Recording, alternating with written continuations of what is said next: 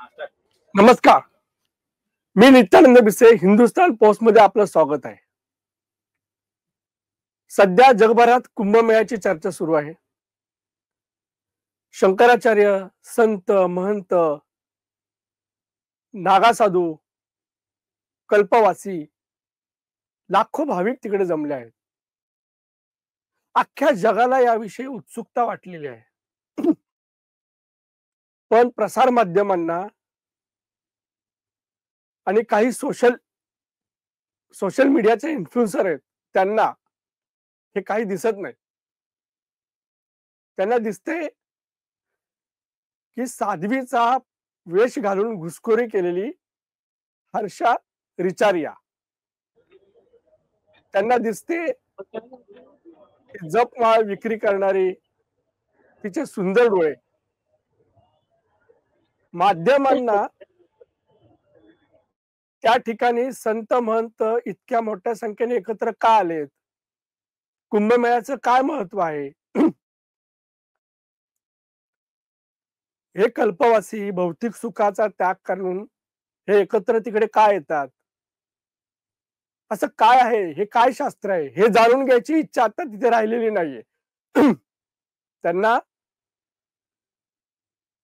भौतिक सुखाच्या व्यतिरिक्त भौतिक सुखाकडे आकर्षित करणाऱ्या गोष्टी दिसत आहेत काही सोशल इन्फ्लुएन्सर वाल्यांना. हा काय प्रकार आहे? हे काही कुंभमेळ्याची बदनामी करण्याचं काही षडयंत्र आहे का? हे फेक नेरेटिव्ह आहे का? की माध्यमांमधलं हे अज्ञान आहे?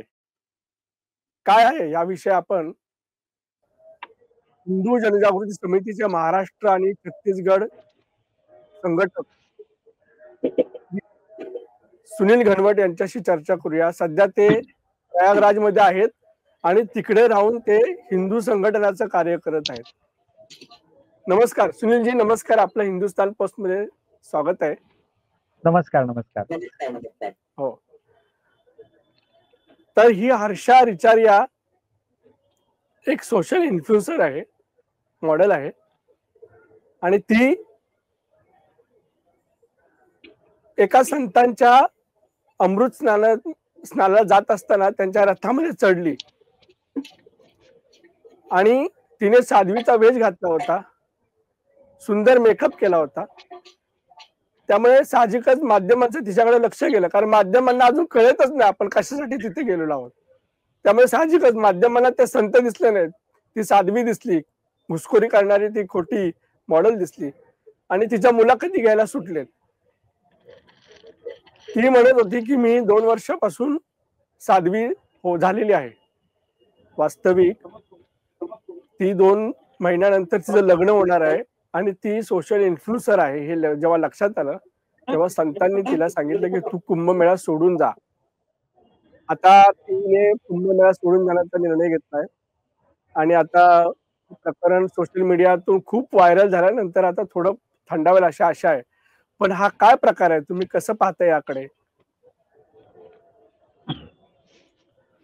हो नित्यानंदजी, सर्वप्रथम तर हिंदुस्थान पोस्टचं मी विशेष अभिनंदन एवढ्यासाठी करेल की मेनस्ट्रीम मीडिया असेल किंवा सोशल मीडिया इन्फ्लुएन्सर असतील, हे कुंभमेळ्याला एका वेगळ्या नजरेने दाखवण्याचा प्रयत्न करत असताना हिंदूंच्या भावनांचा आणि श्रद्धेचा विचार करून एका संवेदनशील मुद्द्याला आपण हात घातलेला आहे आणि कुठल्या अँगलनं पत्रकारितेने त्याच्याकडे लक्ष दिलं पाहिजे, हा एक मूलभूत भाग आपण उचललेला आहे. त्याबद्दल आपलं आणि आपल्या टीमचं अभिनंदन करतो. या ठिकाणी वास्तविक पाहता कुंभमेळा म्हटलं की त्या ठिकाणी असणारे भगव्या वेशातले संन्यासी, साधू संत, महंत, महामंडलेश्वर, शंकराचार्य, पवित्र कुंभस्नान, गंगा मैया, यमुना, त्याचबरोबर लुप्त असलेली आपली सरस्वती माता, या ठिकाणचा अक्षयवट, प्रयागराज तीर्थ, या सर्व गोष्टी डोळ्यासमोर येतात. आज सहस्रो नव्हे, लाखो नव्हे, करोडो लोक यांच्या आस्थाचं स्थान असलेला आपला हा कुंभमेळा आहे प्रयागराजचा.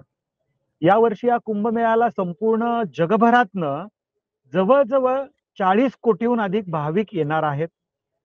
काही जण आलेली आहेत या ठिकाणी, अनेकांनी त्याचा लाभ घेतलेला आहे. असं असताना या कुंभमेळ्यातल्या पवित्र स्नानाकडं, ज्याला आपण अमृत स्नान म्हणतो, ज्याला शाही स्नान म्हटलं जातं, राजयोगी स्नान म्हटलं जातं, या शाही स्नानाला ज्या जाणाऱ्या आपल्या मिरवणुका असतात, त्या साधू संत ज्या पद्धतीने तिकडे जात असतात, त्यावेळी हर्षा रिचार या नावाची एक सोशल मीडिया इन्फ्लुएन्स जी आहे, इन्फ्लुएन्सर, ती त्या रथावर बसते, भगवे वस्त्र धारण केलेले असतात. आता अख्ख्या कुंभमेळ्यात करोडो लोकांच्या आस्थेचं स्थान असणाऱ्या अनेक गोष्टी त्या ठिकाणी आहेत. असं असताना केवळ ही भगवी वस्त्र धारण केलेली हर्षा रिचारिया हीच या सोशल मीडिया इन्फ्लुएन्सरला दिसते का? म्हणजे खरं तर कुंभमेळ्यामध्ये दान धर्म असेल, त्याग असेल, समर्पण भावना असेल आणि भौतिकतावादापासून दूर येऊन सर्वस्व समर्पण करण्याचं स्थान, साधू संतांच्या संगतीत जाऊन त्या ठिकाणी ज्ञानार्जन करण्याचं स्थान, सत्संग घेण्याचं स्थान, या सगळ्या गोष्टींसाठी कुंभमेळा हा प्रसिद्ध आहे आणि याची महती एवढी प्रचंड आहे. कुंभमेळ्याची महती आहे, सनातन धर्माचं श्रेष्ठत्व आहे, हिंदू धर्माचं श्रेष्ठत्व आज 7 समुद्रापार गेलेलं आहे. त्यामुळं जवळजवळ 40 लाख विदेशी नागरिक येणार आहेत असाही अंदाज या ठिकाणी व्यक्त केलेला आहे आणि अनेक जण या ठिकाणी आलेत. म्हणजे आमच्या या कुंभमेळ्याचं किंवा या अमृत स्नानाचं महत्व जे आहे ते विदेशातल्या लोकांना कळायला लागलंय आणि आध्यात्मिक अर्थाने ते घेत आहेत. परंतु आमच्या इकडचे सोशल मीडिया इन्फ्लुएन्स त्या ठिकाणी जे आहेत ते मात्र त्याला भौतिकतावादाकडे परत नेण्याचा प्रयत्न करतायत. त्या हर्षा रिचारिया ह्या किती सुंदर आहेत, त्या ठिकाणी त्या सुंदर दिसतायत, मग त्याचं चित्रीकरण करणं. कुंभमेळा म्हणजे हर्षा रिचारिया या जे काही साध्वी म्हटलेलं आहे तेवढ्याच ठिकाणी आहे का कुंभमेळ्याचं महत्व? अनेक गोष्टी या ठिकाणी आहेत, परंतु अशा प्रकारे कुंभमेळ्यातल्या सिलेक्टिव्ह आणि ठराविक गोष्टी हायलाइट करणं आणि त्या लोकांपर्यंत पोहोचवण्याचं एक षडयंत्र तर नाहीये ना वेगळ्या प्रकारचं, एक नॅरेटिव्ह सेट नाही केला जाते ना, कुंभमेळ्याला भौतिकतावादाकडे नेण्याचा प्रयत्न तर केला जात नाहीये ना, आध्यात्मिकता दूर ठेवून या ठिकाणचं जे काय सनातन धर्माचं श्रेष्ठत्व आहे ते बाजूला ठेवून एका विशिष्ट अँगलने हे दाखवण्याचा प्रयत्न केला जातोय. खरं तर सर्वप्रथम मी हिंदू जनजागृती समितीकडनं या सगळ्याचा निषेध व्यक्त करतो. आज कुंभमेळ्यामधल्या नागा साधूंचं महत्व वेगळं आहे, परंतु विचित्र पद्धतीने ते चित्रीकरण करायचं आणि लोकांसमोर एक मनोरंजनाचा भाग म्हणून दाखवायचा, असं जरी केलं जात असेल ते सुद्धा चुकीचं आहे. हर्षा रिचारिया यांच्या बाबतीत झालेला मुद्दा सुद्धा या ठिकाणी चुकीचा आहे आणि अशा प्रकारे चित्रीकरण करून लोकांपर्यंत पोहोचवणं म्हणजे खऱ्या अर्थाने कुंभमेळ्याची बदनामी आहे, या ठिकाणच्या साधू संतांची बदनामी आहे, करोडो हिंदूंचं आस्थास्थान असणाऱ्या अमृत स्नानाची बदनामी आहे. या लोकांवरती खरं तर कायदेशीर कारवाई झाली पाहिजे अशी मागणी आम्ही या ठिकाणी करतो आणि अशा प्रकारे चुकीचा नॅरेटिव्ह जगासमोर पसरवू नये ही आमची मागणी या ठिकाणी आहे. बरोबर बरोबर सुनीलजी, ती हर्षा रिचारियाची इच्छा होती सवंग प्रसिद्धी मिळावी म्हणून, आणि तिने कदाचित आपण असं म्हणू शकतो शक्यता नाकारता येऊ शकत नाही, कदाचित तिच्याच सहभागी असणारे सोशल इन्फ्लुएन्सरने तिने सुरुवात केली असेल, त्याची मुलाखती घ्यावी म्हणून असं झालं असेल, असं कट रचला असेल. परंतु त्याच कुंभमेळ्यामध्ये एक जपमाळ विकणारी 16 वर्षीय मुलगी आहे, तिचं नाव आपण घेऊ शकत नाही, परंतु तिचे डोळे सुंदर दिसत आहेत म्हणून इन्फ्लुएन्सर तिच्या मागे लागलेले आहेत आणि तिचा पिछा पुरवत आहेत, तिची मुलाखत घेत आहेत, तिचे फोटो काढत आहेत. शेवटी तिने मुलाखत दिलेली आहे की मला याचा काही गरज नाही, माझे फोटो काढू नका, माझी मुलाखत घेऊ नका, माझा व्यवसाय मला मिळाला, माझा व्यवसाय करू द्या. तरी सोशल मीडियावाले आणि माध्यमवाले तिचा काही पिछा सोडत नाही. हे काय प्रकार आहे? हा खरोखरच कुंभमेळ्याची बदनामी करत आहेत, कुंभमेळ्याचा फोकस बदलण्याचा प्रयत्न सुरू आहे की माध्यमांचं हे अज्ञान आहे? काय आहे नेमकं प्रकरण? की एक कुठला तरी गट इथे कार्यरत झालेला आहे की डाव्या विचारश्रेणीचा असेल किंवा अमुक आहे, तो कुठला गट इथं कार्यरत झालेला आहे याची शंका निर्माण करणाऱ्या गोष्टी घडत आहेत का? नाही, एक भाग कसा या ठिकाणी मला आपल्याला सांगावंसं वाटतं की या ठिकाणी बॉलिवूडचं जसं कव्हरेज द्यावं तशा पद्धतीने हा एक केविलवाना प्रयत्न चालू आहे यांचा. असा आज या ठिकाणी जर आपण पाहिलं तर या बॉलिवूड मधल्या जसं कव्हरेज दिलं जातं, उदाहरणार्थ एखाद्या कंपनीची किंवा उत्पादनाची ऍडव्हर्टाईज करायची, जशी एखादी सुंदर युवती त्या ठिकाणी दाखवली जाते किंवा तुम्हाला एअरलाईन्सचं काहीतरी ऍडव्हर्टाईज करायची तर हवाई सुंदरी त्या ठिकाणी दाखवली जाते, तशा प्रकारे कुंभमेळ्याला अशा कुठल्या तरी सुंदर साध्वी दाखवण्याची आवश्यकता नाहीये. अनेक संतांनी, अनेक महंतांनी, संन्यासांनी या ठिकाणी म्हटलंय, कुंभमेळ्यातल्या अनेक आखाडा परिषदेतल्या साधू संतांनी याचा निषेध केलेला आहे. या ठिकाणी त्यांनी सुद्धा सांगितलेलं आहे की अशा प्रकारचं चित्रण करणं, अशा प्रकारचं दाखवणं हे अत्यंत चुकीचं आहे आणि त्याचाही त्यांनी निषेध केलेला आहे या ठिकाणी. त्यामुळे मला या ठिकाणी सांगावंसं वाटतं की कुंभमेळ्याला तुम्ही वेगळ्या पद्धतीने चित्रित करू नका, लोकांपर्यंत विचित्र पद्धतीने पोहोचवण्याचा प्रयत्न या ठिकाणी करू नका. कुंभमेळ्याला अशा अयोग्य मार्केटिंगची अजिबात आवश्यकता नाहीये. करोडो लोक कुठल्याही प्रकारचं निमंत्रण न देता त्या ठिकाणी येत आहेत. जगभरातनं लोक येत आहेत. अनेक ठिकाणचे लोक येत आहेत. हेच या कुंभमेळ्याचं वैशिष्ट्य आहे की निमंत्रण नसताना सुद्धा त्या ठिकाणी त्यांनी येणं आणि कुंभमेळ्याची महती समजावून घेणं. तथाकथित अशा प्रकारचे काही मंडळी जर मुद्दामहून बदनामी करण्याचा प्रयत्न करत असतील आणि एक फोकस ठेवून याच गोष्टी दाखवण्याचा प्रयत्न करत असतील तर कुंभमेळा प्रशासनाने सुद्धा याच्याकडे गांभीर्याने पाहून संबंधित लोकांवर कारवाई केली पाहिजे.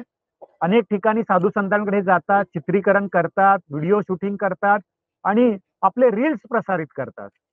त्या ठिकाणी त्यानंतर साध्वी जी काय म्हटलं तिने माफी मागितली. ती मोनालिसा नावाची जी माळा विकणारी साधी युवती आहे तिने त्या ठिकाणी सांगितलं मला याची आवश्यकता नाही. असं असताना हे सगळं दाखवलं जात आहे. परंतु एवढं झाल्यानंतर ज्यावेळेस एखादा रील प्रसिद्ध होतो आणि नंतर माफीचा रील काय प्रसिद्ध होत नाही त्या ठिकाणी, त्यानंतर त्या ठिकाणी जे तिने सांगितलंय की मी हे मुद्दामून नाही करत, हे मीडियावाले किंवा त्या ठिकाणचे जे सोशल मीडिया इन्फ्लुएन्सर आहेत ते करतायत, तर त्या ठिकाणी त्यानंतर त्याचं काहीच होत नाही. त्यामुळे सुरुवातीला जे प्रसारित होतं आणि अयोग्य पद्धतीने प्रसारित होतं हेच अत्यंत चुकीचं आहे. मग त्या माळ विकणारी युवती असेल किंवा ही हर्षा रिचारे या असेल, या दोघींच्याही बाबतीत झालेल्या घटना त्या सोशल मीडिया इन्फ्लुएन्सरने केलेली आणि त्यांच्याकडनंही सुरुवातीला जर त्याचं समर्थन केलं असेल तर ह्या गोष्टी अतिशय चुकीच्या आहेत आणि या सर्वांवरती ज्या ह्या सोशल मीडिया इन्फ्लुएन्सर आहेत त्यांच्यावरती सुद्धा कारवाई झाली पाहिजे अशी आमची या ठिकाणी मागणी आहे. बॉलिवूड सारखी प्रसिद्धी देण्याची कुंभमेळ्याला अजिबात आवश्यकता नाहीये आणि चुकीच्या पद्धतीने चित्रण करून हिंदू धर्माचे बदनामी करू नका आणि हिंदू धर्मातल्या या अशा गोष्टींची बदनामी करून पापाचे भागीदार होऊ नका असं आम्हाला या ठिकाणी सांगायचं आहे. सुनीलजी, एक मोठा विषय, छान विषय तुम्ही मांडलात की पापाचे भागीदारी होऊ नका. एक शास्त्र असं माझ्या ऐकवात आलेलं होतं की शास्त्रात असं म्हटलंय की कुंभमेळ्याच्या ठिकाणी एखादं पाप घडलं तर त्याचं पातक हे किती मोठं असतं हे शास्त्रात सांगितलं. याच्याविषयी तुम्हाला माहिती असेल तर सांगाल का जरा? ते कसं असतं की एखाद्या ठिकाणी आपल्याकडनं सामान्य व्यक्तीकडनं पाप झालं तर त्याची शिक्षा आणि एखाद्या जाणत्या मंडळीकडनं, एखाद्या सर्व अध्यात्मशास्त्र जाणतो, साधना जाणतो, उपासना जाणतो या व्यक्तीकडनं झालेलं पाप निश्चितपणे तुलनेमध्ये त्या ठिकाणी त्याचं फळ हे अगदी दुप्पट तिप्पट जास्त असतं. त्यामुळे ही काळजीपूर्वक केलं पाहिजे. आज कुंभमेळ्यात येणारे ही जे मंडळी आहेत जे ह्या प्रकारे चित्रीकरण करतायत ती काय अज्ञानी नाहीयेत, त्यांना माहिती आहे.